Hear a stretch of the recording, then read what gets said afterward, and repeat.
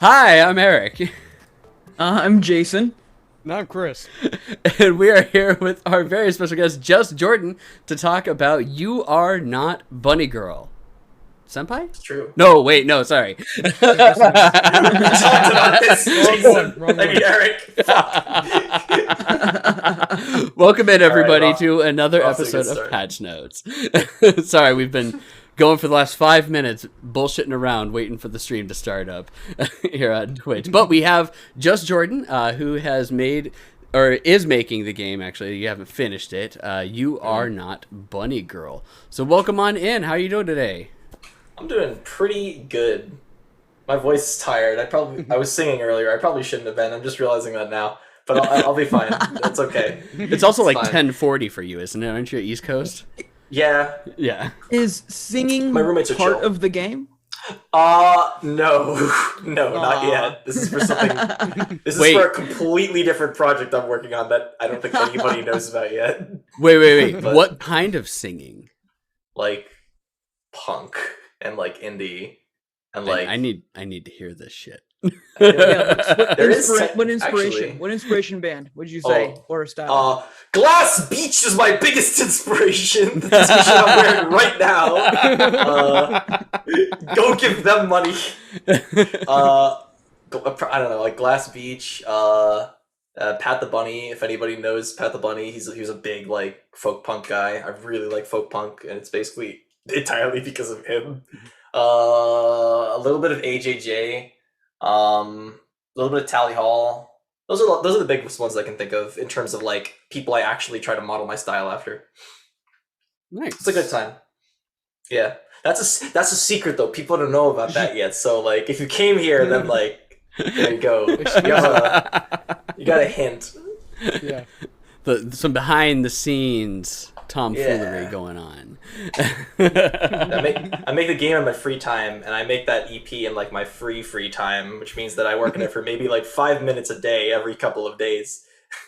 So To be honest, that's how a lot of people start. So it's not Yeah. to say that you're off the path there for it.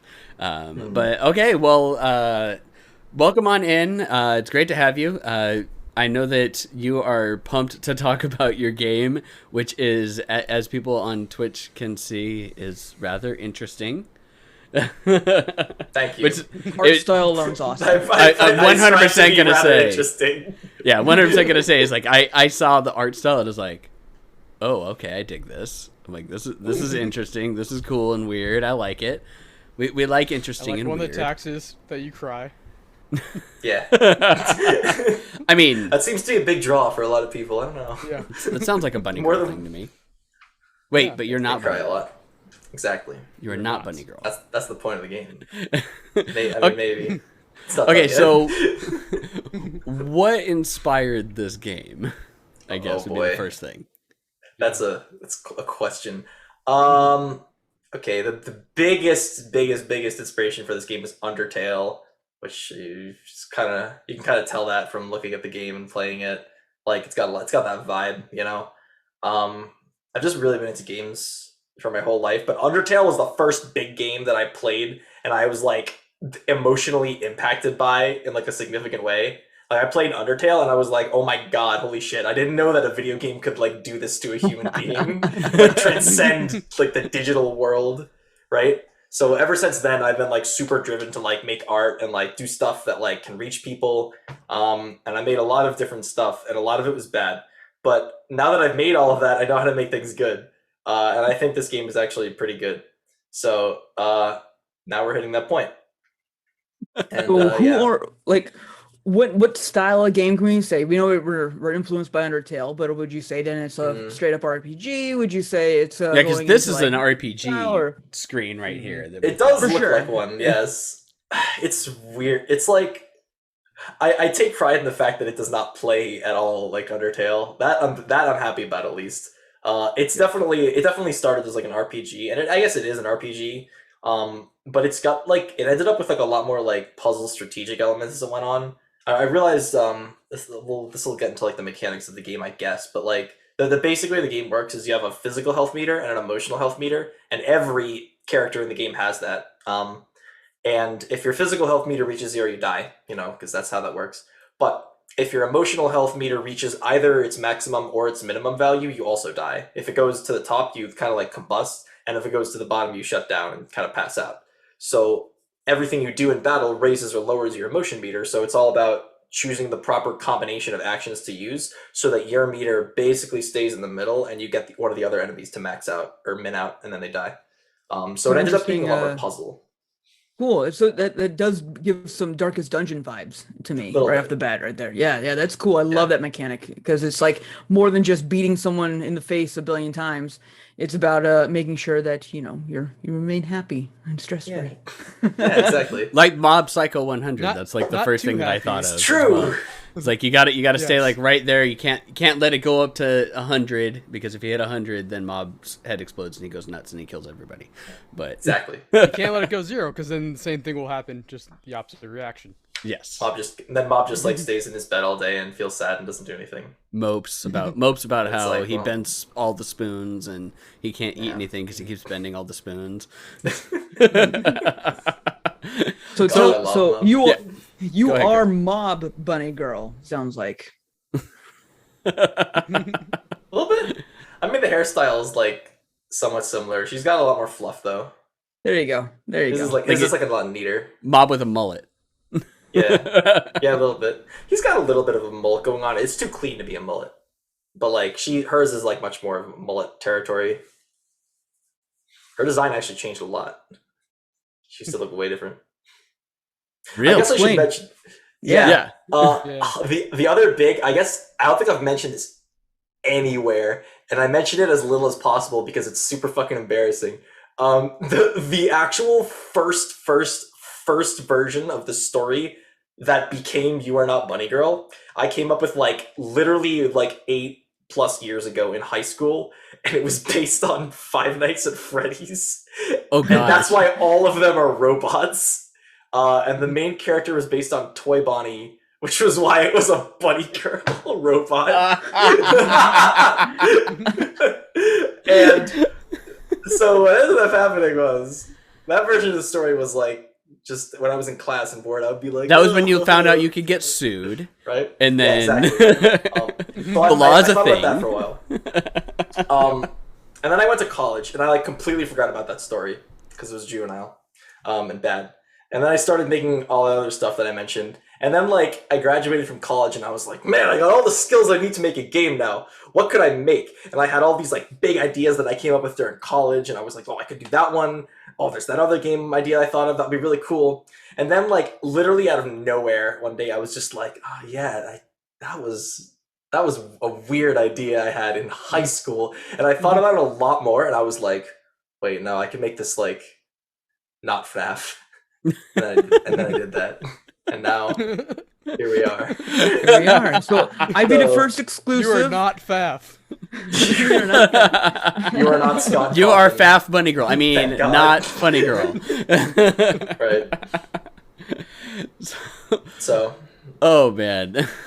So that's quite a story. Yeah. That actually answered like the next question is like why you chose this one to be the game that you made. And as you said, it's like you learned how to make bad games, so you think you've gotten all the bad out, and now it's mostly he's gotten all the bad out. People trust us. No, yeah, 100%. It's all uphill from here. Everyone never can do any wrong, right? Right, Activision. Right, Activision. Right. It's already. No, it can continue going down. At that point, I think that they're almost at the Mariana Trench, and then I think they're gonna try and go towards the center of the Earth. I'm not 100% certain on that though. I think that's Bobby Kodak's ultimate goal. I don't know what else. I don't know what other goal he can have at this point. He's trying to find the mole people. That's it. He's now submerging this entire company specifically on a quest to find mole people. That's he can write it off. Call of Duty and the War of the Mole People. I mean, we've already shown that Russia is not obviously able to do anything, so we got to find a new enemy, mole people. Was that they were the ones that increased our taxes? We gotta get them. The mole people are behind global warming all along. The girl's butt. The wolf They blood. they keep venting. They keep like doing all these micro vents from the center of the Earth out into like the atmosphere, and that's where global warming's actually coming from. And then they've got the True. propaganda machine going out there being like, no. It's all the CFCs. It's everything coming from like the pollutants and all that. It's definitely not mole people. If you say that, people are going to think it's mole people. No. It's definitely not mole people. For psychology, I see. Yes, I see. exactly. See, that's how it works, right? Chris, what the hell are you drinking That out of is a that really, giant ass yeah. mug? What the? That is an Did you get that at the impressive mug. Renfest? Yeah, on Sunday. Oh, Jesus. Was Jesus, it is gargantuan. I remember those were only It like is- 30 it's bucks, gargantuan. right? I think it Only? like 45. Only $30. It's a fucking cup. No, it's not. That thing is heavy. I mean, it looks sick as fuck. No, but, it like, is. It is. It Oh, yeah, that is is actually like really big. carved and shit. Like that is not Oh, like shit. a, Okay. yeah, alright. that is not like a cup. That is a giant ass Yeah. fucking stein. I remember that. It's Okay. 32 Holy ounces. shit. I also Okay, remember fine. that I'd too. pay. Yeah. I'd pay if I was feeling good. If I was having a good day, I'd pay $30 for that. Yeah, that No was higher. No higher though. Yeah. that was but- that was a pretty good purchase on that one. Cheers. I'm not gonna lie. I thought about buying Yeah. one of those too, and I'm like, no wait, And I I've got way too I many had things Sarah to drink go beer through. out I'm of. like, hey, should I do this? She's like, well, you do that pirate cosplay, so it's a business expense. Ooh. Is this a business? Do we consider this an actual business? No, I mean, technically, In the eyes of the government, yes. but Chris's cosplay, I think, is more the question. Is that part of the Is that part of business? I don't want that associated with my business. I'm just saying. Like my business is Oh my my business. God. That is not my business. Want none of that business? None of that business. No. Nah, it's fine. Okay. So when did you actually start doing music then? Has that been an all your life type thing too, or is that like a fairly recent thing? Now, when I was like super young, I did piano, and then I did like flute in elementary school. I did trumpet later on. I did trumpet for a while, but mostly I've played piano my whole life, and I've only gotten to singing in the past like year ish because I want to make a studio album one day. But I realized I would have to do the same thing with that, where I would have to make bad stuff first, and then I'd be able to make good stuff later on. So about a year ago, I was like, all right, I guess I better start singing now. I'm in my early 20s. I shouldn't delay this anymore. So that's what I did. So I've been working on that little EP for like a year ish, and I'm recording it now. But yeah, music I've been doing like for forever. So you heard it, guys. You got to buy this game when it finally comes out so that you can help fund his E EP. True. That's- It's not that's about the biggest Bunny thing for Girls. me. It's about the music. Well, it's parlay bunny girls into music, and then do what every musician does and parlay music into acting. So we're trying to get Just Jordan to Hollywood, everybody. So buy You Are Not Bunnygirl. Okay, let's see here. Chris, what do you have? We'll have you ask a question now. Yeah, so I know it's like playing through the game. So the save point is a couch. The couch will yell at you. So Yes. what's the inspiration behind having the save point be a couch? And having it yell at you. And also be a lesbian. That one I can answer. The second one I can also answer. I'm going to answer these questions in reverse order. She's a lesbian because I think lesbians are cool and good.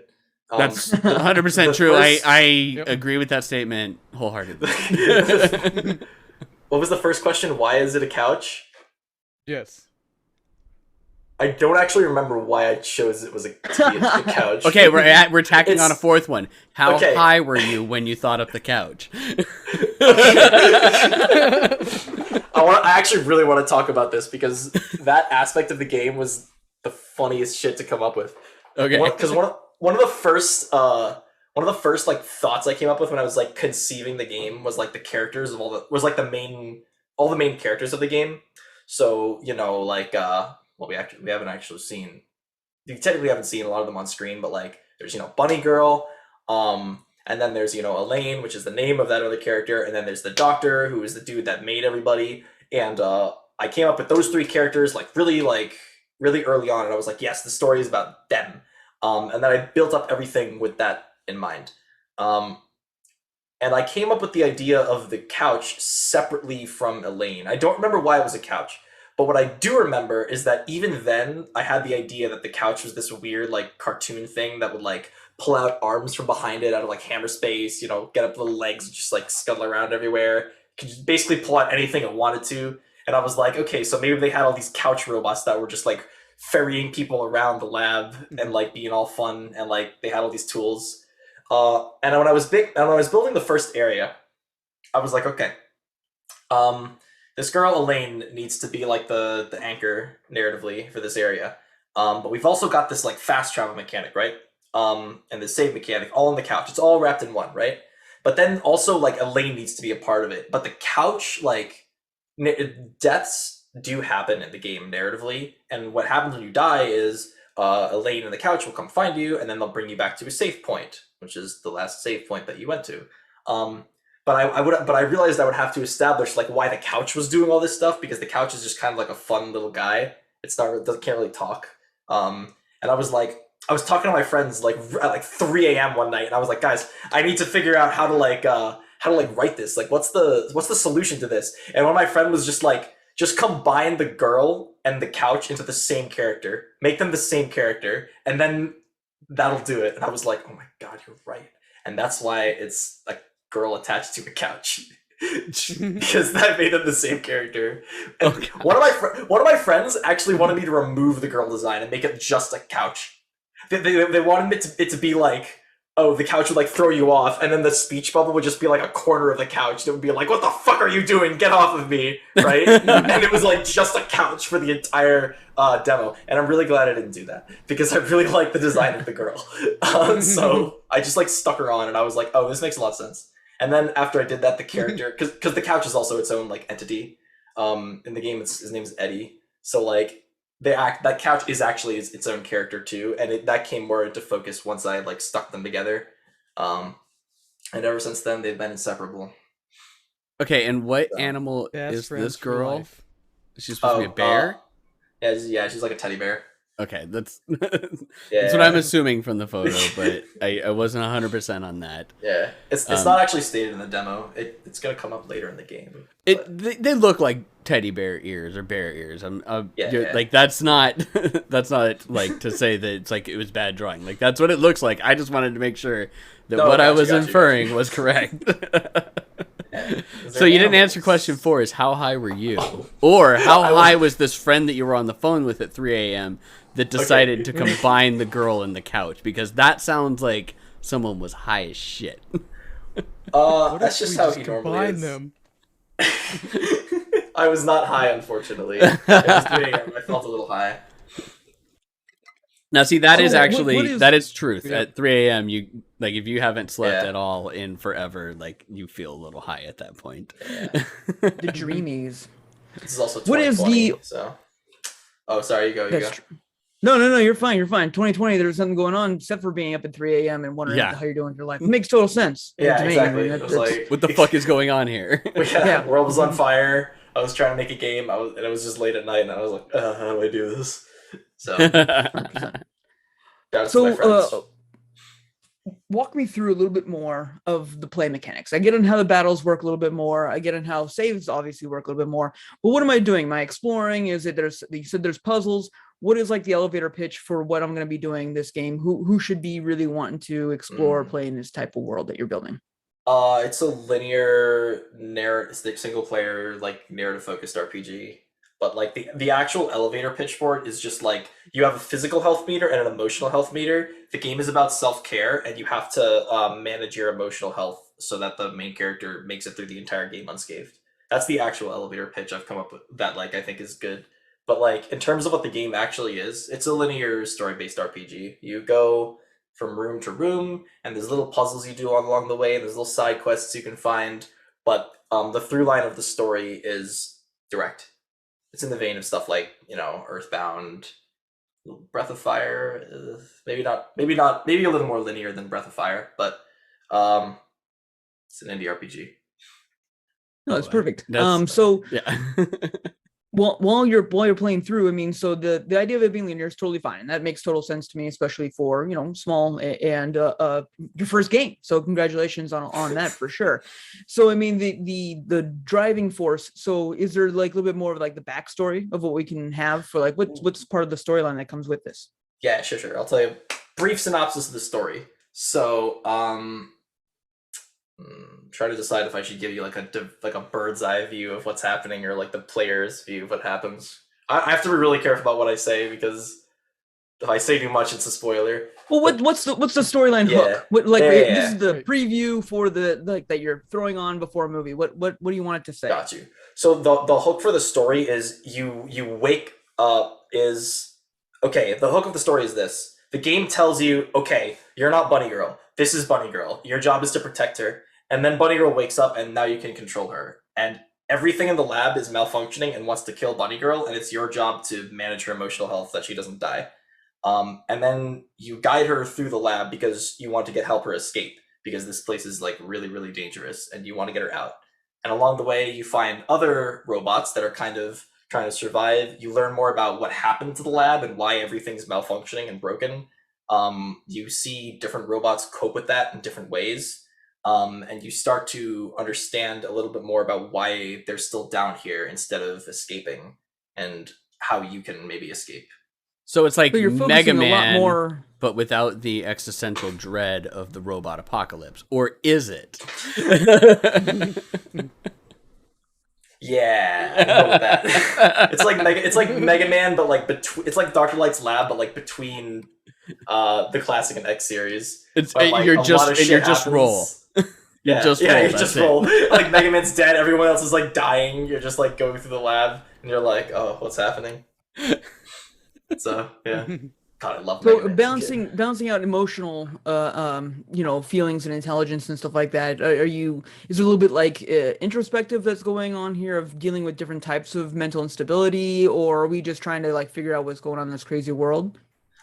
Yeah, there's definitely like an emotional message about like mental health and stuff. The biggest the biggest messages, I guess I can talk about this. This is kind of a thematic spoiler, so like maybe mute if you don't care about that, but I'm gonna spoil it. So like I mentioned earlier that one of the biggest themes about the game is like control.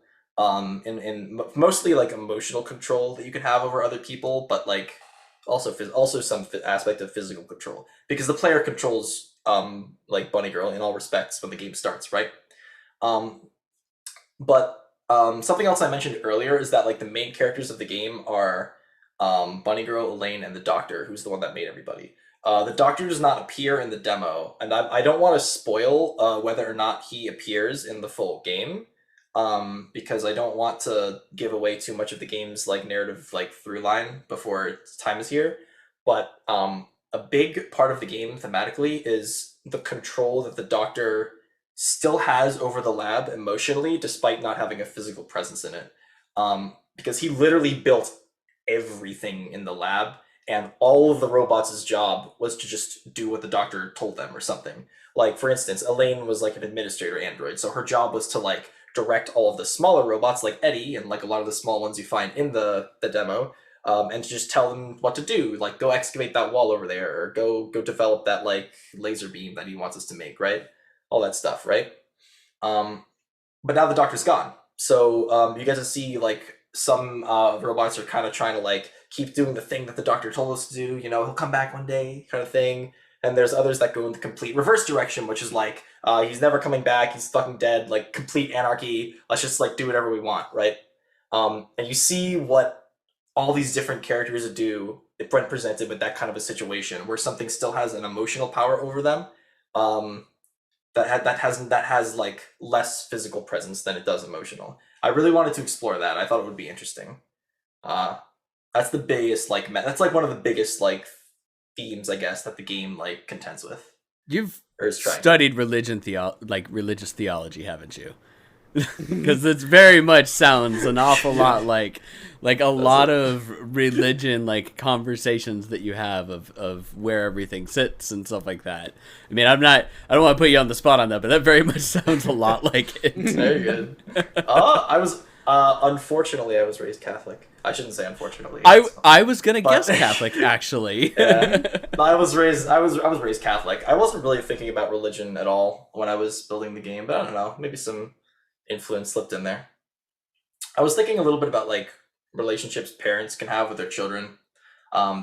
Like because the doctor kind of like builds everyone, so he's the closest thing these dudes have to like a dad or any kind of parental figure. And I was thinking about how fucked up it is that you just end up having that much like power over somebody, no matter like how close you are to them physically in their life. And I was like, man, that's wild. I should make a game about that. And then I did. I can lot tell of you, that, like From the parent isn't side of focused things, on. it's fucked up too, because I have a kid and I'm like, man, it's fucked up at how much like control, and then also like how much I can just totally fuck this kid up without even trying. Like it I can just vouch that he's happen. fucking up that kid. Yep. I'm a good parent. Fuck you, asshole.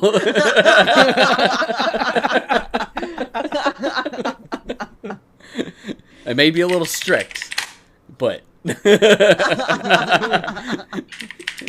And Jordan is typing That's up fun. notes now. He's like, all right, Don't mind. doctor I is just realized fucked that- up. I just realized we were on Eric Twitch is and a I should go there. dad. There we go. Oh god. Oh, shit, I should have tweeted about this too. Fuck. Oh yeah, you should. We'll give you time. Chris We'll give tweeted you already. time. Don't worry about it. It's all And then good. Don't- this will be don't up worry. on Three other YouTube reminders. afterwards, and it'll be on the True, standard true, true, podcast true. channels too, so Yeah. you don't have to worry too much about that. We'll have audio as well, and it's all good. Yep. All right. Okay. So, what like makes you tick? Like, what gets you up in the morning as a person? Whoa. That's a load of questions. When I It's get not up in the- loaded yet. Don't worry. Where's this going? A shotgun could load itself. Let's think. When I get up in the morning, some days I'm like, man, I really don't want to get up. And then other days it's really easy and I just get up.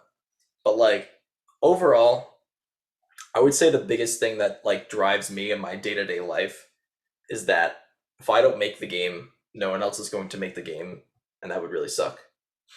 And that's it. That's my answer to that question. Hey, I like that answer. I used It's a good I answer. used to Yeah, have it's a good much answer. Good answer.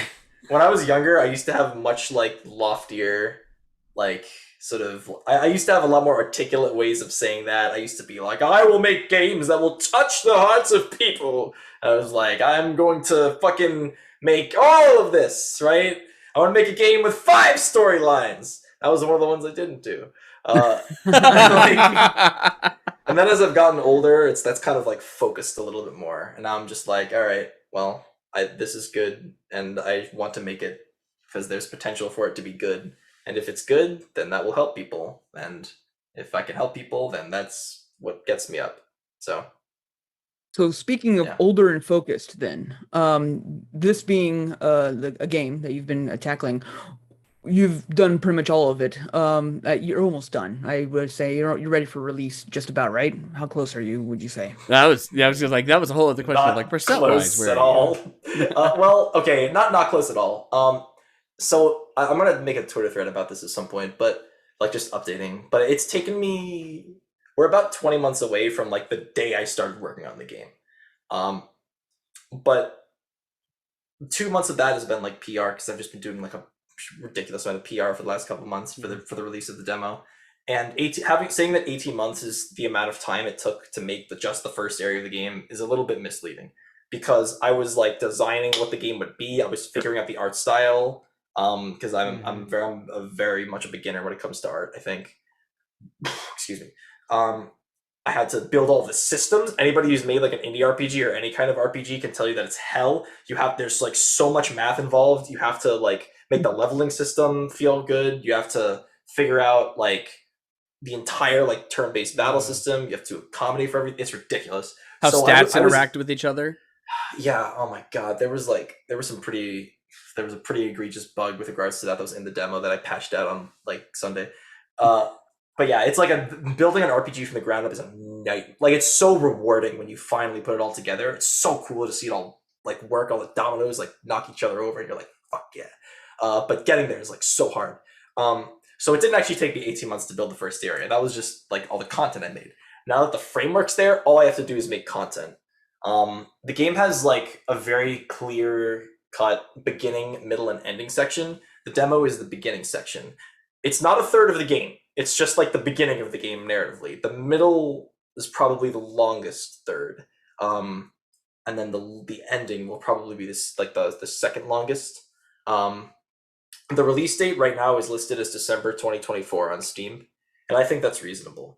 My goal is to finish the middle portion of the game by July 2023, and my goal is to finish the final narrative third of the game by July 2024, which leaves me with a few months on this end of things to get a head start, and like 6 months at the end for polish, bug fixing, and just in case the world burns down and I have to rebuild half the game from scratch. So at this stage of it all, then because you still got time, you got some stuff to do. What, in your opinion, especially for the other aspiring programmers or developers out there, what has been your hardest part, and what would you say as a piece of advice that you would share with others? That's a really good question. Keeping in mind like what my skill set is, I'm gonna try to give some more general advice that can work just for like most people. You should always look up how to do something before you try to do it on your own, because chances are there's a method for what you're doing that's way better than what you're doing. For me, the big thing about that was programming. I did I was not a programmer in college. I learned some programming because I was in the game development track. But I did most of my like honing of that skill after college, just by like looking up stuff, going onto the Unity documentation, like just literally looking up on Google when I wanted to know how to do something. But I didn't do that as much early on in the game. So when I was developing the game really early on, I ended up with a lot of systems that were like good for what they were trying to do. But then like, you got to remember, like, you got to think like 6-8 months down the line, because that I've hit that point, and then I've gone back to my older code, and I'm like, oh geez, I coded an entire state machine by myself without the knowledge that state machines fucking exist in Unity already, and you type like 2 words and you get them. So it's a lot of stuff like that. The internet is like an incredibly powerful resource, and no matter what you're doing, even if it's not programming, you could just like look up like how does story structure work with like X many characters, right? Like what's a good like sound font to use for FL Studio so that I can like make my game sound good. Undertale was made with like free orchestra like sound fonts that are legal for everybody to use. Like Undertale was made with like fucking like junk. Not junk, I shouldn't say that. Like No, it's made like cheap for sure. Yeah, but it sounds so good because like they used it to good effect. And you can just like, and you can do that. Like you can do so much with like just the knowledge of the internet. It's great. I have to forgive me. I got to Google search how to start podcast. How to successfully run podcast. Oh fuck! Successfully. I forgot that the first time. Yes. Podcast. All right, let me done that. What is Twitch? Google.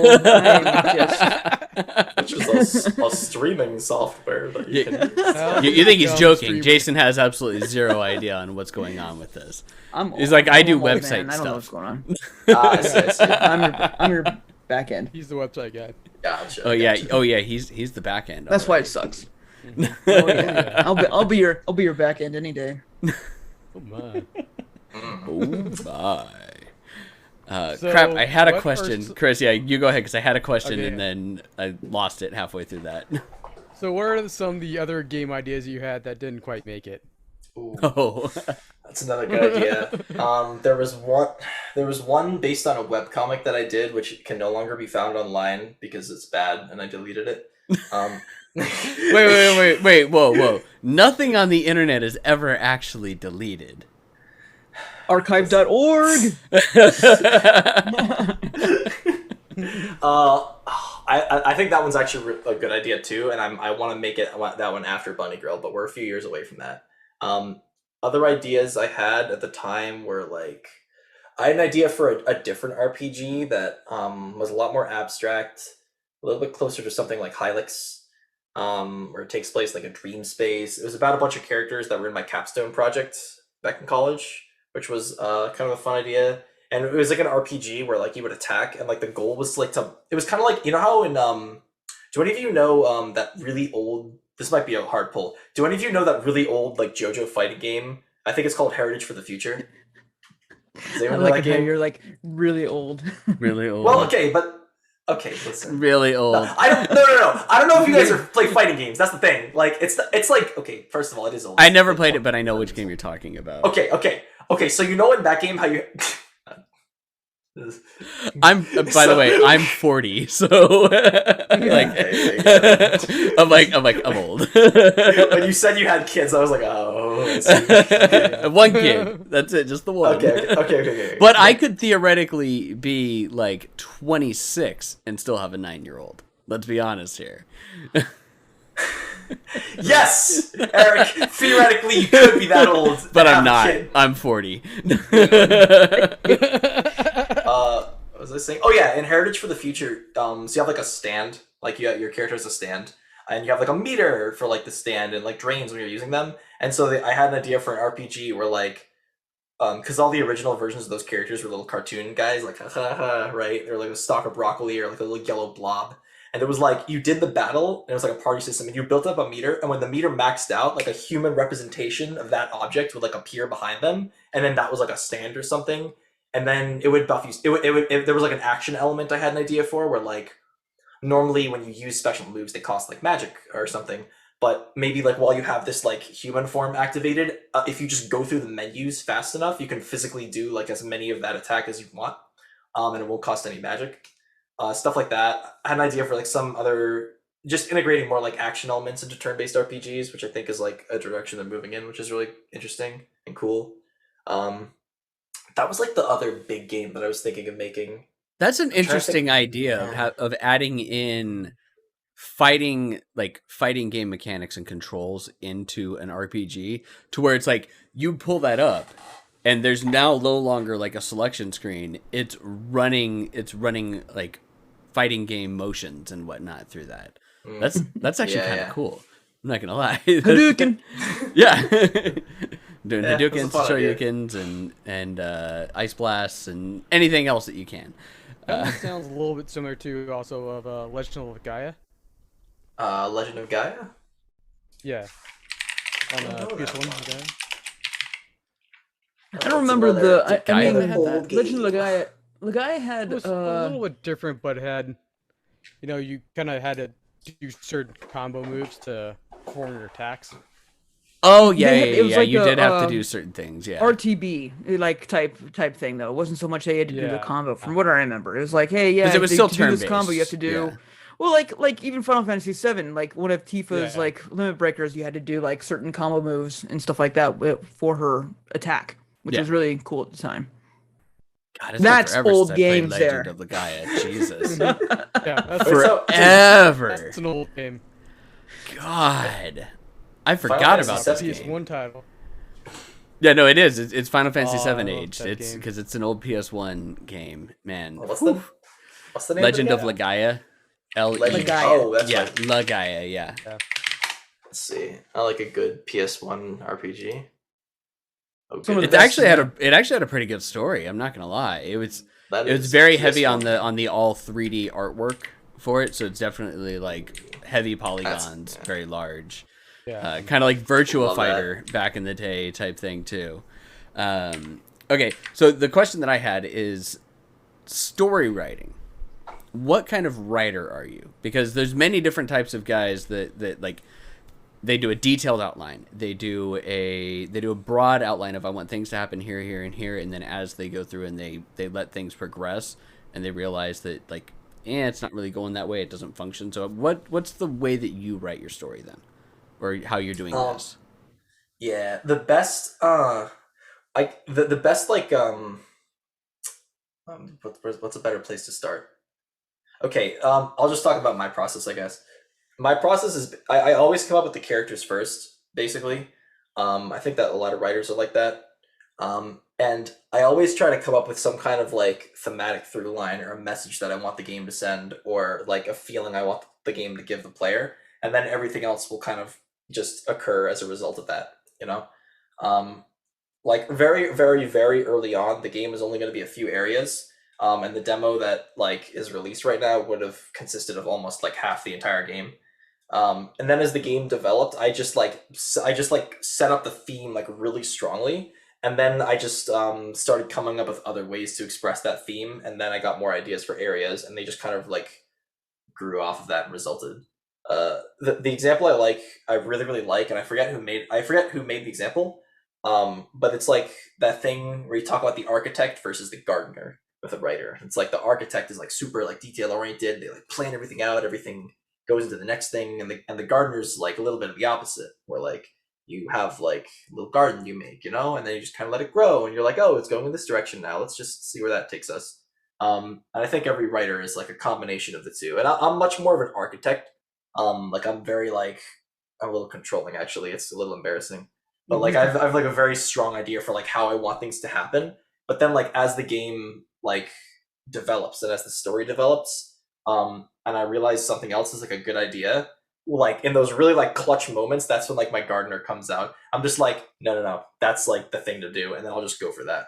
Like 90% of the stories I write, I would say, are like very like intentional, like by the book, like this is like how I wanted it to be. And then the other 10% are these like spur of the moment things that I came up with while I was writing it, that like but those are like some of the most important moments where it's like, yeah, this was like completely unplanned, but because I set everything else up, like it like goes really nicely into this, and I can just do that.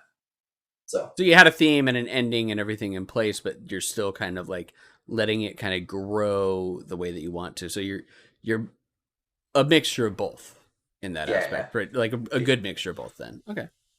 The ending is the same. It's always been like I came up with the ending was one of the first things I came up with.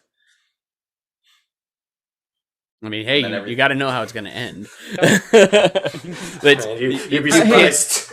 Hey, if J.J. Abrams have taught us anything, you do not need to know how it ends. Hey, man, for years people have been speculating that there is no actual ending written for One Piece. Like, he's just still flying off the seat of his pants, even though he says that there is.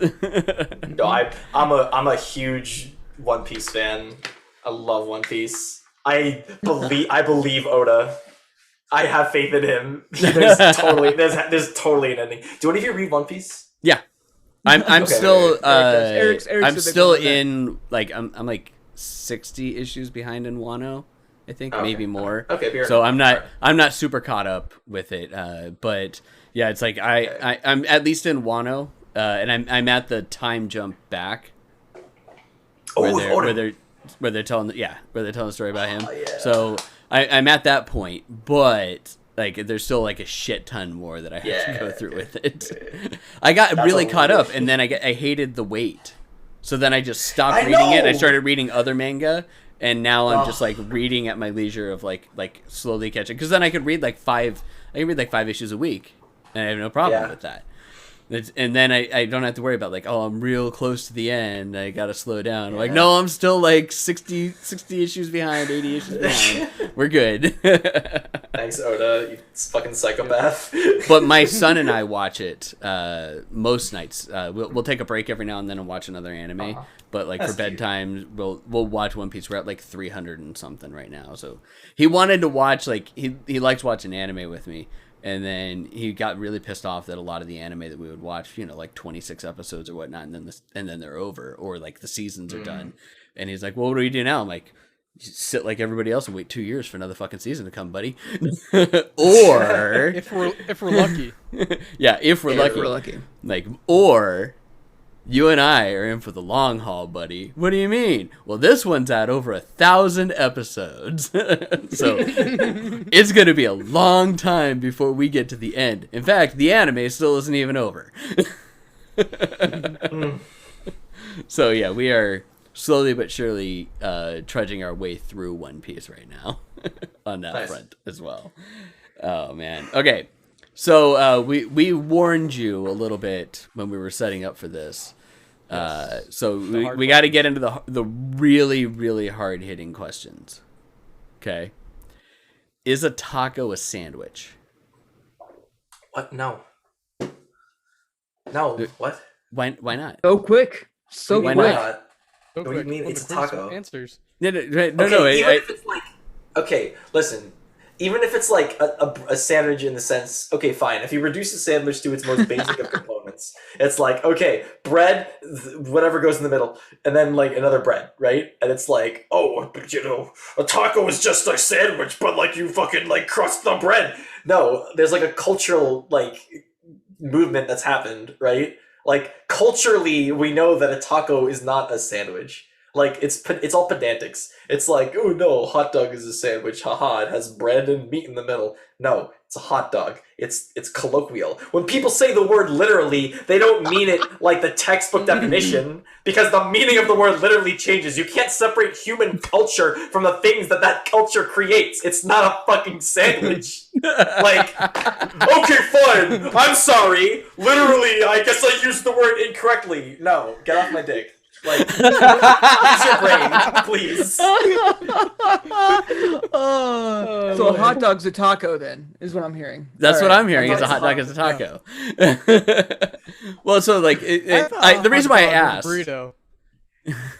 The reason why I asked is I like thinks to that hear a like hot the dog is a reasoning sandwich. rather than no, it's just not. Like the reasoning's Oh, good okay. because like realistically, like everyone's gonna have their opinions on them, and I actually like hearing like why someone thinks a specific way, because like there's the thing of like, well, what is a tortilla but unleavened bread?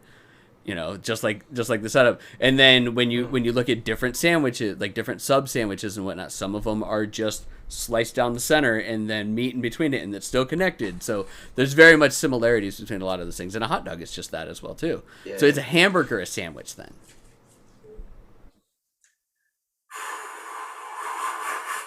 That's a harder question to answer. See? Like I agree with you that like the process of like hearing people explain is really interesting because you get to Yeah. hear how they think. I respect people's opinions and that kind of stuff. Just like in my heart of hearts, like I don't think it's a sandwich. But what about in the heart of the cards? A hamburger. Ooh, that's a good one. That's a good question. That's a really hard question. I don't know if I mean, hamburger sandwich is what it was called back in the day. It was It's actually a called the hamburger sandwich way back in the day, and they lost the sandwich part. Really, that's Yeah, fascinating. because it actually wasn't on a bun. The original hamburger was on 2 slices of white bread. I see. It's the- And you'd have a hamburger steak, where it's just like, hey, here's Yeah. a hamburger steak. And it was literally like a From piece of Hamburg. meat with your potatoes. From Hamburg, whatever, yeah. Germany. Like we could get into like Gotcha. deep things. Okay, so the one that we really prefaced you on, which like the hot dog one, you were like, wait, what? But then the one that you were like, wait, I have some real deep thoughts on this. Is cheesecake cake or pie? Oh fuck. God. It's been forever since I've had cheesecake. It's called cheesecake. It's called cheesecake, yes. Okay, I don't actually. This is gonna be a really lame answer. Have you I ever haven't made had cheesecake before? No. I don't think I may have never had cheesecake in my life, and I'm just gonna say that it's cake because that's what it's called. I don't remember. I don't think I've ever had it, and I don't want to say anything untoward. So I have strong feelings on this one, and I have convinced a lot of people that cheesecake is pie instead of cake. Okay. Primarily because it has a graham cracker crust. Which Oh, lots what the of fuck pies is do. this? This is pie.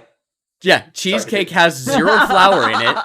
It Yeah. starts out as a cheese custard that then solidifies. It's just Okay, pie. Like everything about it is pie except for the fact that it's this thick.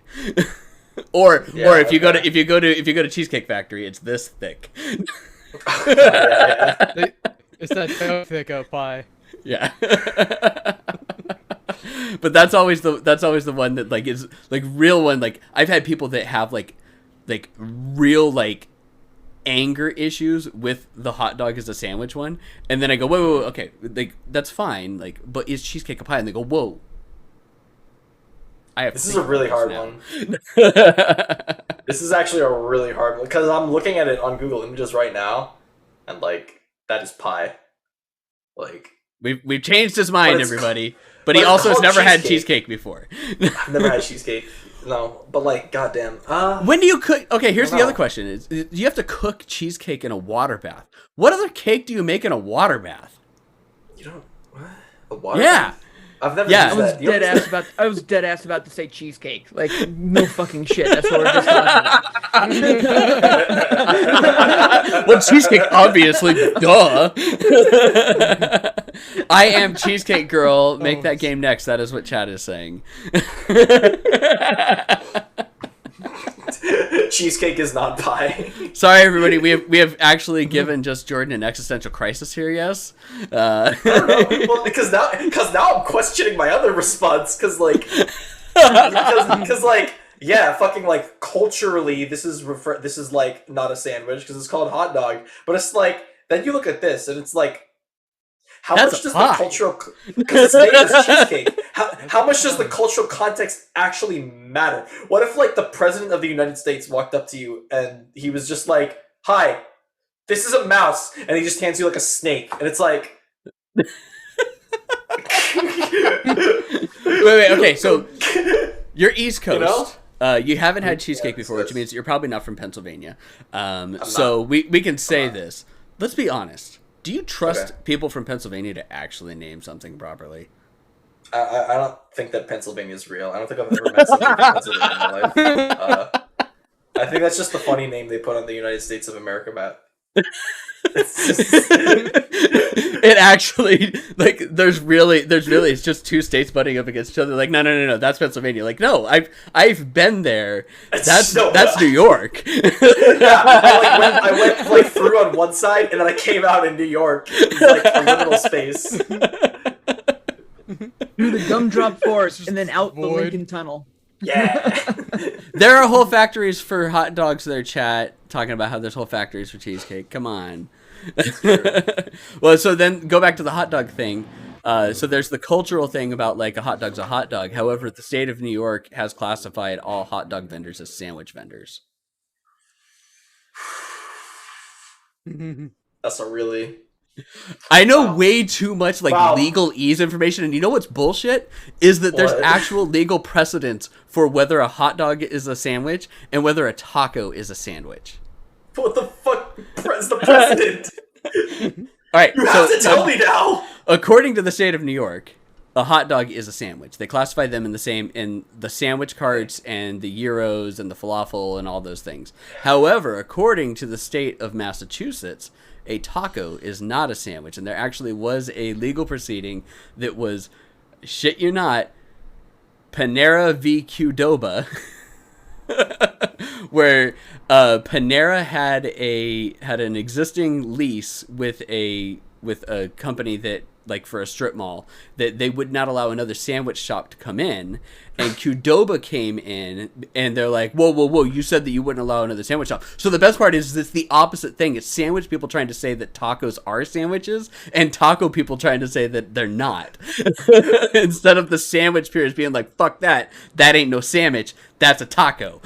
Oh my god.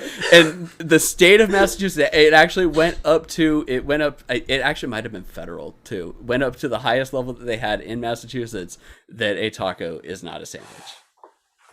Lawyers don't care Wow. about your culture.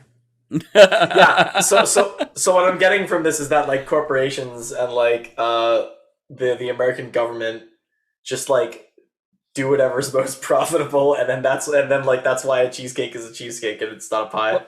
It's not Welcome to cheese pie. America. Hey. Welcome to America. Hey, it's not just America.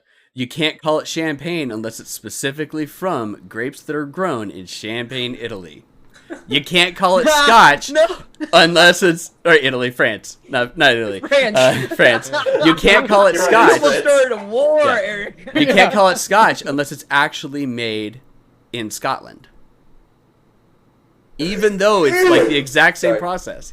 So it's government in general. Let's be honest here. It's government and people with money. They ruin That's everything. funny. It's very funny. Funny, but also sad and scary. But hey, that's fine. It's fine. But counterpoint, New Yorker is stupid. That is what chat said. I'm I'm not a New Yorker by choice. The rent is really cheap. I'm sorry. Whoa. Okay, so you're obviously not in the city. The rent is not cheap in the city. I'm not at New York, New York. All right, what other hard-hitting questions do we got for Just Jordan, everybody? I'm still. No, I'm still just Terrified. wanting to know more about like, all right, so like some of the drawings and stuff like that. Like, I want to go back to the game. I like the game. I think it's really cool. I like the game. It's awesome. And Yeah. so I have my background image and stuff like that of this giant robot here that we're looking at fighting and stuff like that. What were like? I know we've kind of talked about Five Nights at Freddy and stuff like that with some of the inspiration that was there, but like, are you sitting like at a bar napkin sketching some of this stuff out? Like, where does some of this inspiration come from? Just looking at your desk of random shit, or like, what's the process to some of this? So I'll say there's one thing I want to clarify first, and that's that the only influence that Five Nights at Freddy's currently has on the game is just the fact that the main character is a bunny girl. That's it. There's nothing else. And that you were a stupid high school student. That was it. Yes. At one point, Yes. I was a dumb high school kid. Yes. And then I played As we all Undertale, and I was smart again. You hear that? Video games Stop make you playing smart, FNAF. everybody. In terms of where my ideas Right come ones. from. Where do my ideas come from? Okay. Well, they come from a couple places.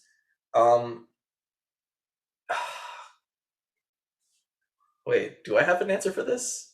Maybe. Hold on. Like, I remember a lot of They like come out of my butt. I do sketch. Like a lot of like the character designs just came from like sketching for fun. I just find out what's easy and aesthetically pleasing to draw.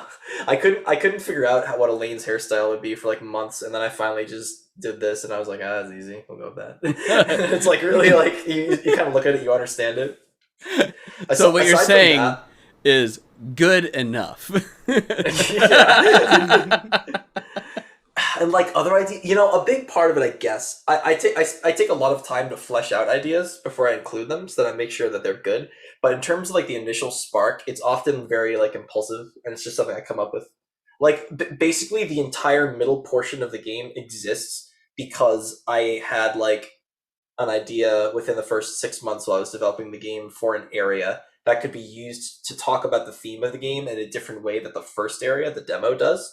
And I just drew a single sketch like of concept art for what the area would look like, and I was like, I want that in the game.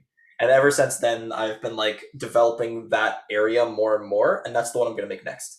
And then like it's been the same way with the characters too. Like I had an idea for a character who has like a big like camera in their head. So she's got like a kind of like a cool looking afro, and then she's got this like her eyes like kind of closed. She's got like the Brock eye from Pokemon, but then she's got this like big fucking like camera like attached to her head, like on her other eye, and it's really like it looks really like lopsided and kind of weird.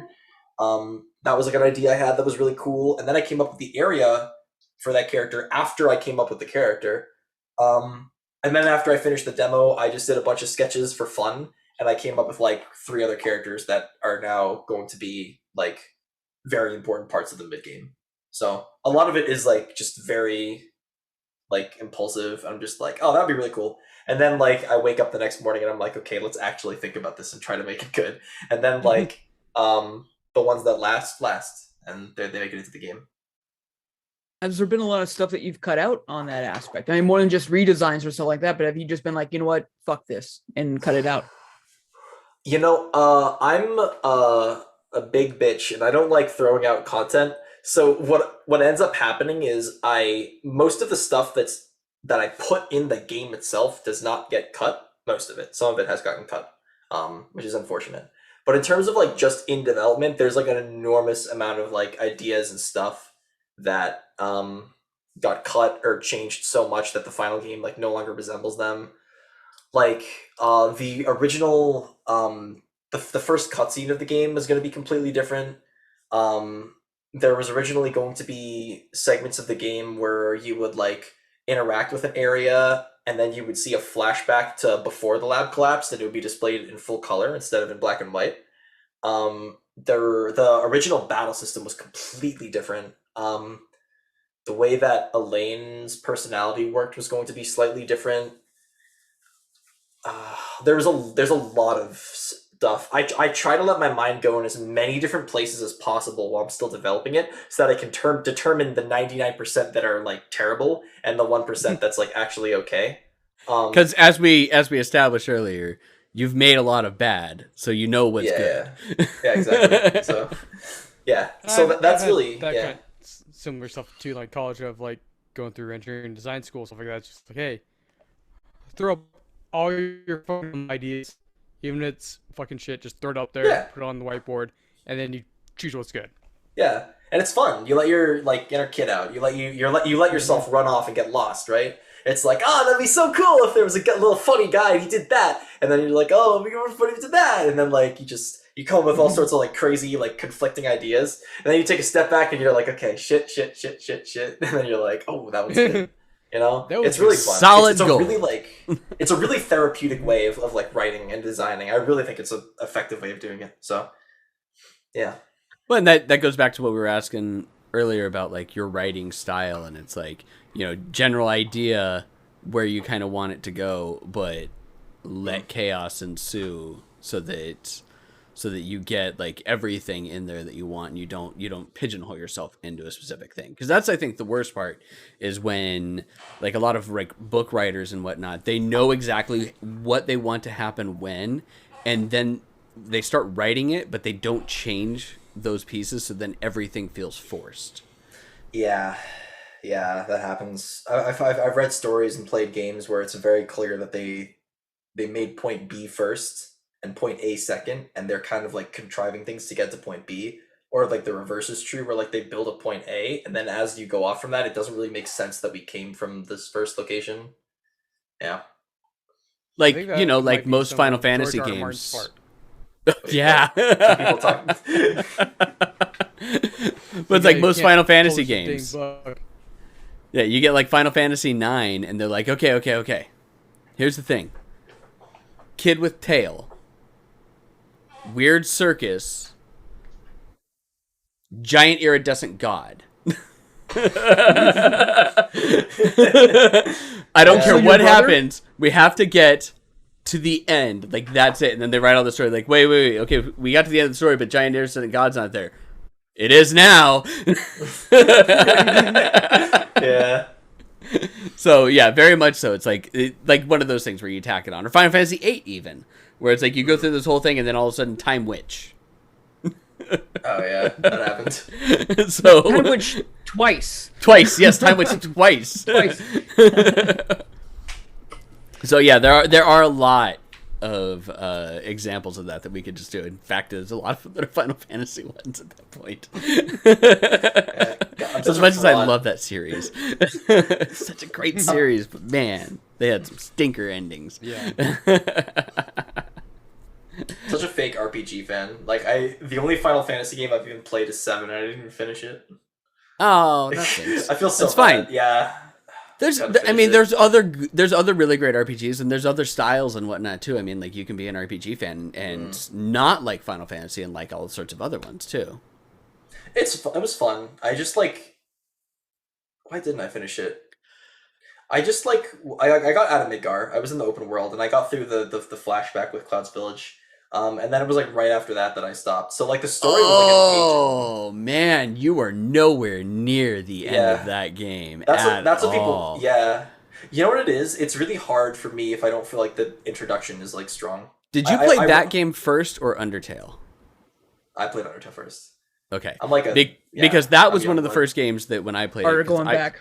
I played. Yeah, we're going back in time, everybody, because I played Final Fantasy VII when it first came out, and like that was one of the first ones that really made me feel emotion. Because spoiler alert, when Sephiroth kills Aerith, like nowhere near even the middle of the game, and all of a sudden he just fucking like stabs her straight through the gut, falling down from the sky.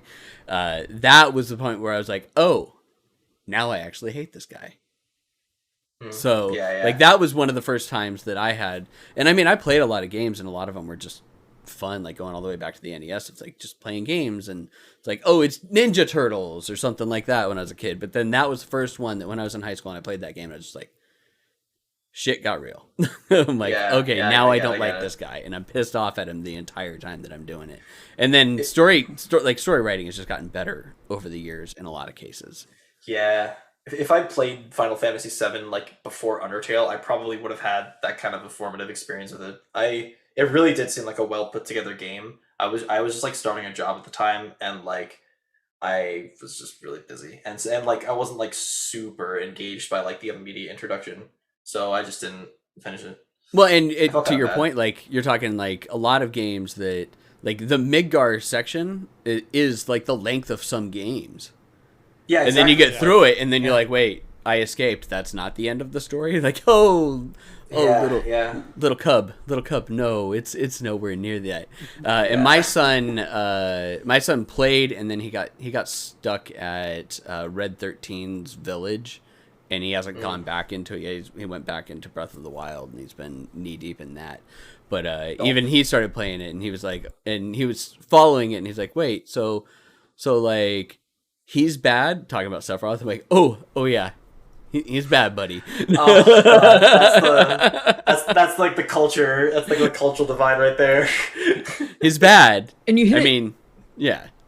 What are you You saying? hit the nail on the head right there with the culture divide because nowadays the opportunity and ability to play different games is you have wide open possibilities. Like there's anything and anything, Yeah. even just in the RPG genre. Like you can pick anything and you can choose anything wildly different, right? Where back then, you were very, locked in. Yes, it's on the PS1 and stuff like that, and there was already a plethora of games available, but you were kind of locked into what it was. Plus, the way that TVs were and all just like that, you were forced to use your imagination and kind of like bridge some of those gaps a little bit more. Not saying that writing now is lazier or that they're more handholdy. It's just that you had no choice back then. So now, looking at these design choices that they made back in the day and looking at the options that are available now, it almost feels lazy with what they did back then, just because of the Yeah. limitations. So for someone else to come on in and be like, "Oh, I hear this is like genre breaking," and you jump into it, it's just like, "Wow, you have to use your hands? It's like a baby's toy." Yeah. This makes no sense. Yeah. And It's really especially with quite Game sad. Pass now too, is Yeah. it's small monthly fee, got hundreds of games at your disposal. Just jump in and play. Yeah. True. It's quite sad. Developing games like in at least in the current climate and making like RPGs and stories that feel meaningful despite like the prevalence of like meta storytelling in RPGs these days and like how interconnected everything is honestly feels pretty staggering at times. Um I almost wish I was making a game in a time that was a little where like communication and like the technology was a little more limited so that I could really like focus in on like the mechanics and really like hone those and make those the focus and ensure like the player experience is something like really tight and like special instead of something there's like so much shit in the marketing material of the game that that like if I had full creative control I would not have like shown off in a million years, but I know that that's just the era we live in and that this stuff is going to get spoiled for people and that I need support, so I market it anyways, and that that's what you got to do. But it's a different time, and like there's different way, and there's a different approach to it now, and that really sucks. But also, it's an opportunity. If you think about like where RPGs are going right now, it's like fucking crazy because we're getting shit like Undertale's like 6 years old at this point. But Undertale's a really good example still of a game that like took like the internet into account and like gamed into account with the way it told its story. And then you get other games like Hylix, which I think came out I think it came out the same year as Undertale. I think it was 2015, which I just played a couple of weeks ago, which is this like weird fucking like abstract RPG where you don't actually level up, but like when you die you go to heaven and then you level up, and like all the enemies are these like weird like claymation creatures, and then there's like other stuff like One Shot. It's like just looks and sounds like beautiful, and like we're seeing this like there's like so much for as daunting a task it can seem to build a game for what feels like every audience at once. The resources have never been like more prevalent, and there's never been as much opportunity for people to make games. And if you can really like focus your vision and make sure that you don't get overwhelmed by everything that's happening around you, I think that it's possible to make some like really, really, really cool stuff. And I'm really excited for like the RPGs we're gonna see even in the next like few years. We're starting to see a lot of the stuff like the post Undertale wave. We're starting to see a lot of the RPGs that are coming out like right now. I'm really excited for the stuff that's going to start coming out in a few years, because that's when I think a lot of the kids like me who like grew up on that like, old RPG inspired generation. And then there's going to be another generation of people who are inspired by the RPGs that were inspired by the ones that were like AAA that came before them. And like, it's so weird to think about how there's going to be like 2 layers of like removal and like what that's going to create, and whether it'll be complete dog shit or it'll be really interesting. But either way, I think it's going to be like super like fun to watch, and like I love RPGs, so like It'll be interesting dog shit. I have a feeling that's where games can be bad and still really fun and entertaining. That's okay. Like no, that's 100% true. I have played some stinkers that I'm like, why am I still playing this game after like 8 hours? Like, what the hell's going on here? Yeah, like this game is so bad, and yet I'm still doing it. I mean, look at all the people who play Fortnite, for Pete's sake. Yeah. Kicking Fortnite now. Oh, dude, I will kick Fortnite any fucking day of the week. Are you kidding me? I have no say in that. I have no dog in that race. You can kick Fortnite all you want. I mean, I played through and beat Goth 3, and that had like horrible animation. And like, just like, why am I still playing this? Like, you're in conversation with someone and he's just going like, oh, this is my hand movements of how I talk to you. I do this. Yes. And they're going through your head. Like, what? Why? Yeah, it's just like, this is supposed to be a AAA game, and it's like, this is the quality, but goddamn, I love this goddamn game. Well, the story can do that to you, so I mean, that's not the end of the world. Yeah. So, have you done any like Kickstarters or anything like that, or is this 100% funded by you? Where does this sit? So it's not a Kickstarter yet.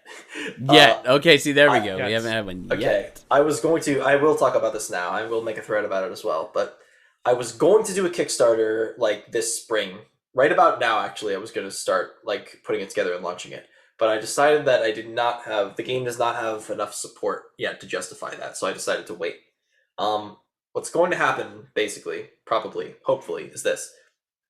Like I said, I want to finish the middle section of the game by July 2023, and the last section by July 2024, and the whole game by December of that year. Within the next year, I want to launch a Kickstarter, and if it succeeds, go full-time with the game. Because by that time, whether that Kickstarter is like on the closer end, where it's in like fall, maybe this winter, or maybe even at the start of next year, 2023, by the time that happens, I'll have solidly passed the halfway mark of the game's development. Excuse me.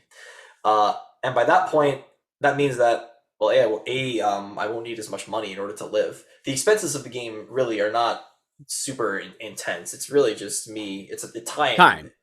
Is the biggest one. Mm-hmm. It's just me in my room. I do all the art. I do all the writing. Everything you see in the game was made by me. One man show. Yeah. Technically, like all of the. Okay, this is my technically half a man. I'm sorry.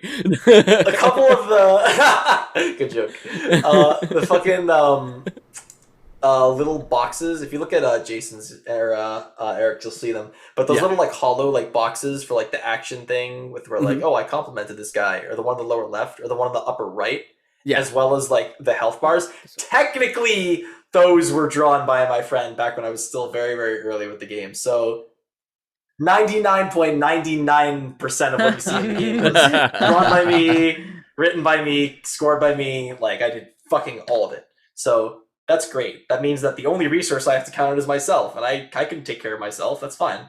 But like I need time to do that, and I need to live. So money would just be like rent, utilities, like just help me survive. So I wouldn't be asking for too much. Yeah, exactly. Well, I mean, I ask because the last studio we did an interview with had a Kickstarter that started earlier this month, and their goal was $35,000. Well, it was our last one. It was a couple Oh wait, no, yeah, that's right. We did one after Bo, but their goal was $35,000, and they're sitting at $157,000 right now. So That'd be the first effect for sure. yeah, it is 100% the Ibita first effect. Take all of the credit. I don't know if you've seen this one. Yeah, Jordan, what is but, it? It's called Bo, B-O. If you just search Bo Kickstarter, it's a Metroidvania platformer that's like based loosely in Japanese mythology, and it's really cool. And you're a little fox. Oh, what the fuck is this? This looks amazing. What the fuck is this? What the hell? I need a minute. He has to digest. He's contemplating where his life exists. Why didn't I make a Japanese game? Existential crisis. You technically did. You made a bunny girl. That's like the epitome of Japanese. And I thought we were talking about the anime. It's not just the anime. I mean, there's tons of Japanese bunny girls. Dude, every people making that game are from the U.S. Yep. Both moved to Taiwan, met each other in Taiwan. One of them, the lead programmer, couldn't even do like Control-C, Control-V. Didn't know like hotkeys or anything, and then picked up programming. Wow. It's a very interesting set. Like they're really cool guys. They stream on Twitch a lot now, playing God, they were playing It Takes Two today. It's like, I guess that you would consider that team building. I guess so. That's impressive. Wow. I would not have that's okay. Yeah, it's two guys and one guy doing the music. Cool. Good for them, dude. But I mean, it's a good amount of money, to see it. and that's awesome. But that's like one of the things. That's one of the great things that I like about Kickstarter is that as long as you as the developer are able to deliver on it, there have been people that have soured Kickstarter, like developers that have soured Kickstarter by like either not delivering at all or vastly under delivering and changing their tune afterwards.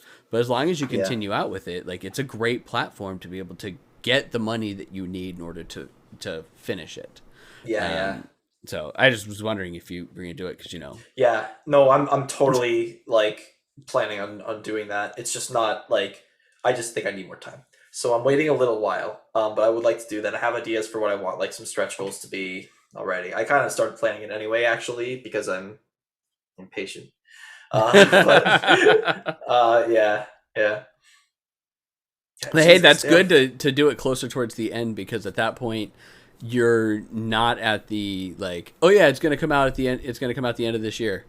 Yeah. Oh, did I say this year? I meant next year. Exactly. Oh, did I say next year? I meant like 3 years from now. Sorry. Yeah.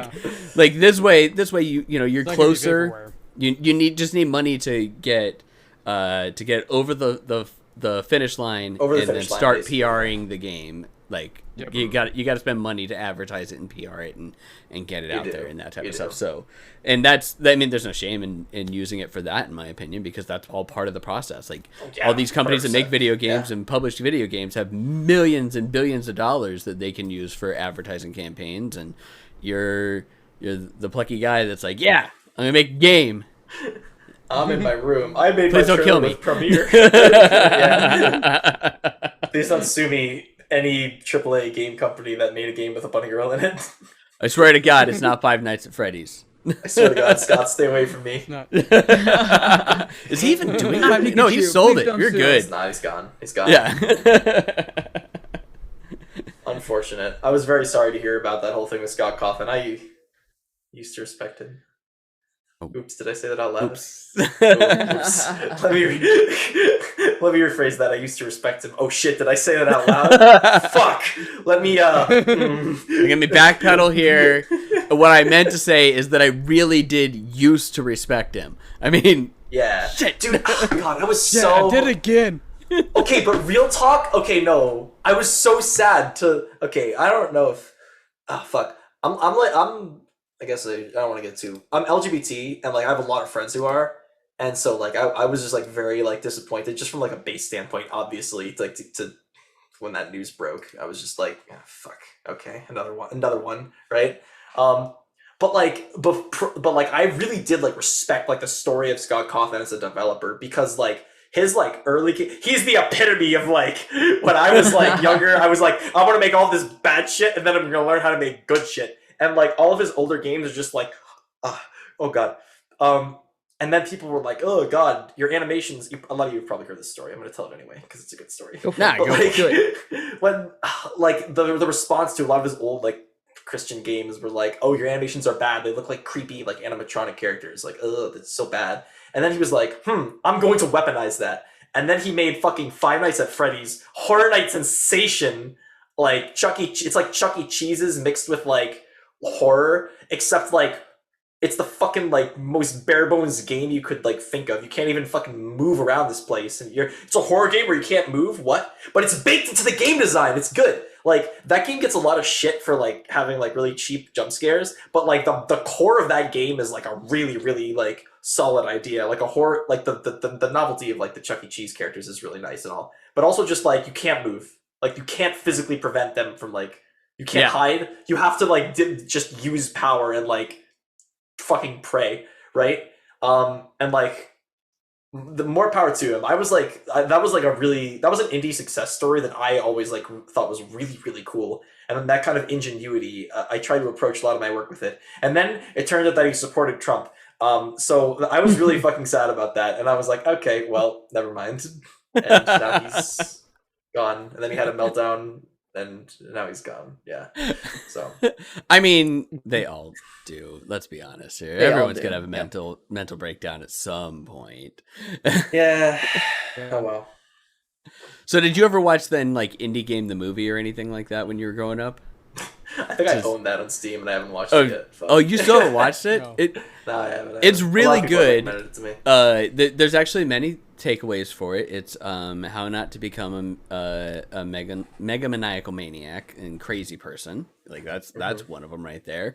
And there's also a couple people that's like how to be decent human beings. The what? The Pez guy? Yes, the Fez guy. Fez. Oh god. Sorry, you went robot on me, Chris. Yeah. Oh, that's another shit show. Oh, yes, that one was another shit show. And said Pez. Yeah, you're right, Fez. Yeah, it's Fez. I was like, it's Fez. Close. Yeah. Yeah, Fez. Yeah. Is that Phil Fish? I'm trying to remember. Yeah, it's Phil. Yeah, it's Phil Fish. Yeah. It's Phil Fish. Yeah. So I couldn't remember the name until the instant you said it, and I was like, yes, it was Phil Fish. Yep, that's him. That's it. I know it. But yeah, it's like there's so many things that you can pull from. But like that, I remember when that movie first came out, and it was actually really good because it was probably one of the first good video game documentaries. Unfortunately, it just painted some people in a bad light in the industry in a bad light a little bit, but it showed that there were some good people in it too. So I mean, that's yeah. a plus. I feel a little YouTube bad channel for Phil No Fish. Clip makes a lot of good video Not game that bad. documentaries. Yeah. Well, do you have anything else that you want to get out about the game? Let me think. Probably nothing that couldn't convince you more than just like playing it. All I would say is just like I've already kind of said a lot, but just like I guess to summarize, this is a fun game where you lead Bunny Girl through a cave and you protect her, and you should do that. You should protect Bunny Girl. You can't actually die because it's a video game. Yeah, if you die, you just like respawn. So you don't actually lose anything. But like Bunny Girl won't appreciate it if you keep dying. So just like if you can make the game where if you die, you die, I think we'll make you an overnight success. Like that would be. Yeah, I've considered doing games like that. I had an idea for a game recently that was that. Just going like flashing, hopefully getting the epileptic seizures. Like good luck, motherfucker. Like doing anything it can like... to trigger some kind of reaction. Stimulus response. Wow. I would so say, aside from, go ahead. Oh, I was just gonna say like yeah, I don't know. It's really hard to summarize something like that. It's just a game about self-care and robots. So if you're down for that, then like follow the Twitter and wishlist on Steam. Oh, there it is. There it is. It's an hour and 30 minutes into this actual like Switch stream. Wishlist on Steam, everybody. It's so important. It helps the algorithm. It really does. Give us all your plugs too. Like where can we find out more from you? What can where's your Twitter? What's your Twitter? What else all jazz? Yeah. Best way to find me right now is on Twitter at BunnyGirlRPG. spelled Bunny Girl RPG. The best part is there's no space in Bunny Girl, so you don't have to worry about whether or not there's space in Bunny Girl on Twitter. So there's that. I technically have a Game Jolt account, but I post to there more infrequently. I have a couple accounts, but I don't use all of them. The best place to find information is by going there. I also do have an email newsletter, actually. Do you have link sharing on in the Twitch chat? Yeah. Okay, you should be able to do it. Let me post some of this stuff. This is the website. There's a mailing list that you can sign up for if you want to. And then I'll also just post the Twitter, because the Twitter is the one I'm most active on. I post weekly to the Twitter. There we go. I'm going to make a post within the next week or two summarizing the direction the game is going to move in for the next couple of years, which I already kind of talked about here, but which I will go over just for my followers and stuff. And yeah. Oh, and I guess I should probably post the Steam link too. Yeah, that's it. List on Steam. It's all good. I mean, we'll have it. We'll have links to this stuff in our VOD, as well as for our podcast too. We'll have the people that listen a way for them to find it as well. Sure. There's also Discord, actually. Discord's popping off right now, kind of. It's link the Discord. Link the Discord. Especially for Twitch. I mean, you drop your Discord link in there. Especially for people that will allow you to drop your Discord link in there. We're like, hey, no, drop the Discord link in there. People can totally 100% join it. In fact, I'm just gonna go ahead and do that right now while I'm here. Oh, it's already been clicked. Yeah, exactly. Already been clicked. That's the and we're there. Yeah, it was really cool. It was really cool when I launched the Discord, because there were a few people who'd been following the Twitter for a while, and a lot of them were the first people who joined the Discord, and it was just really cool seeing them and talking to a lot of them and stuff. And I was like, this is neat. So yeah. Hey, remember what what they say about when you meet your heroes, right? Their Twitterverse. Yeah, you're All right, well, thank you very much, Jordan, for coming on. No problem. When Chris said it, he's like, yeah, this guy he contacted us, and we looked at the game. And I'm like, that game's cool. Oh, nice. Appreciate it. I wouldn't mind. If I don't know if we have to end right now. I don't want to keep you guys. Oh, we don't have to end. Well, I was just kind of curious. I didn't know how many of you had played the demo prior to this, and I was just curious as to what your guys' strategies were and what some of your guys' impressions were, because I really like getting impressions from people, and I was wondering if I could just ask you guys about that, if that's okay.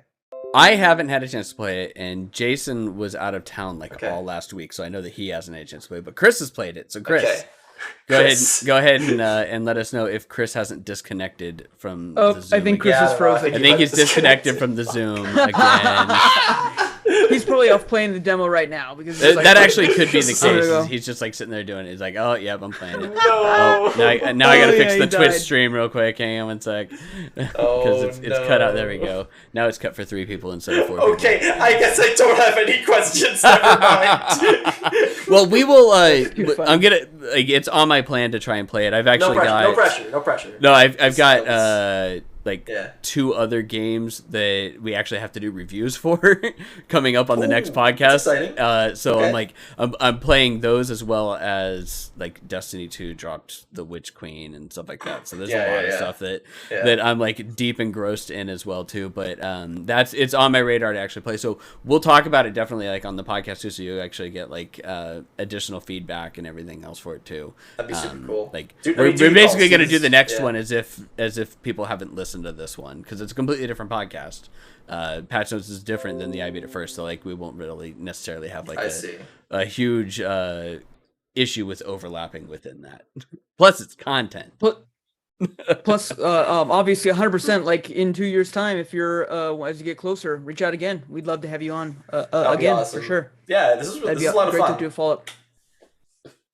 It was tons of fun. Yeah, we'd actually really like to get more information as it goes on. Then you can tell us you'll come in. You'd be like, you know what, guys, it's been a troubling couple of years. I finally have an answer. Cheesecake 100% is pie. Yeah,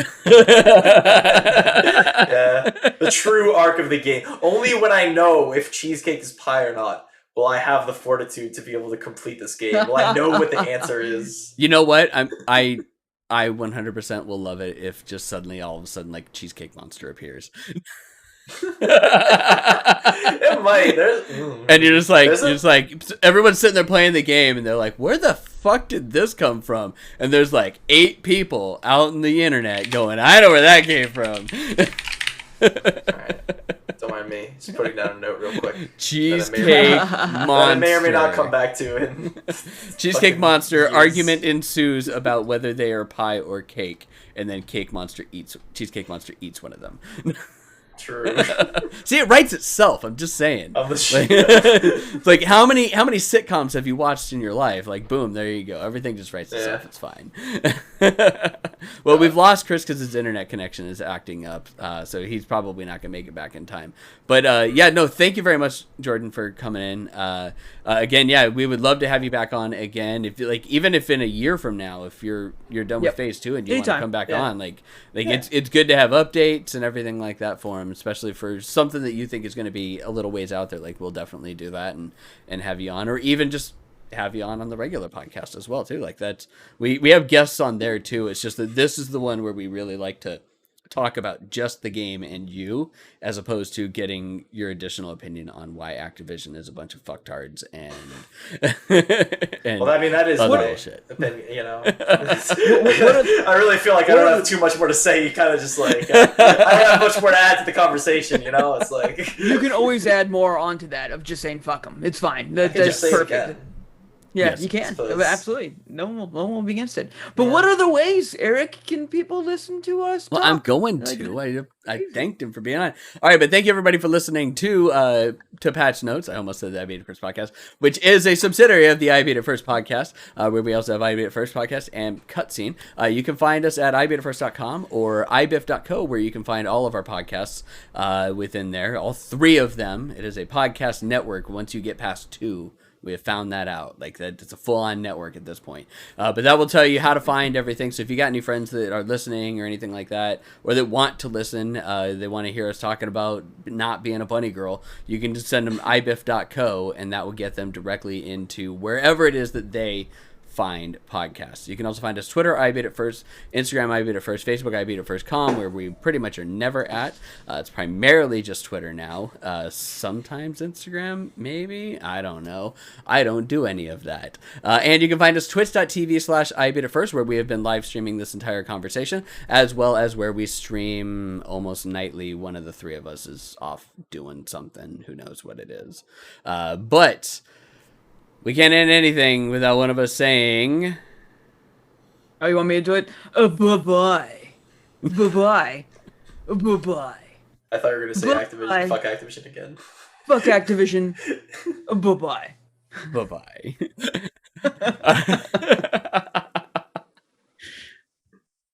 All right, the recording is stopped. Okay, we were going to raid out first real quick before we get going. Oh, gosh, who are we going to raid into? Raid. Oh, yeah. Right. Twitch raid. We have to raid it out. Oh God, I was just gonna raid into. I was gonna say we could raid into Nico, and she just went on a break. Do you? Oh gosh, let's see here. Wait, looks like we're still live on Twitch. Is playing Destiny. Oh yeah, we're still live on Twitch because we have to raid out. Oh, okay. But the recording is stopped now, at least on the podcast side of things. Cool. Do you like? Let's see here.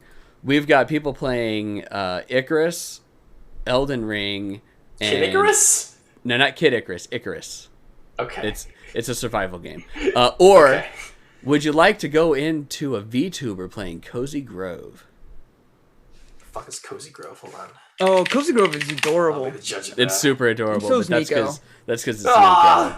Oh, look at this. Yeah. Look at this shit. Okay, you win. All right, let's go to the VTuber. All right, Cozy Grove. She's actually a friend of ours too. Oh, nice, nice. So we're gonna raid into Nico Kitten Fox, everybody. If you follow our channel, you know Nico. She's in here a lot. But why didn't it go? Like and Come subscribe. Nico Kitten Hit Fox. that like, smash that like button. Be sure to smash follow. There we like go. button. All right. But thank you everybody for joining us, and we will see you guys. Well, I'll be streaming tomorrow, but we'll see you guys next week for I Beat It First. I beat it first. That's right.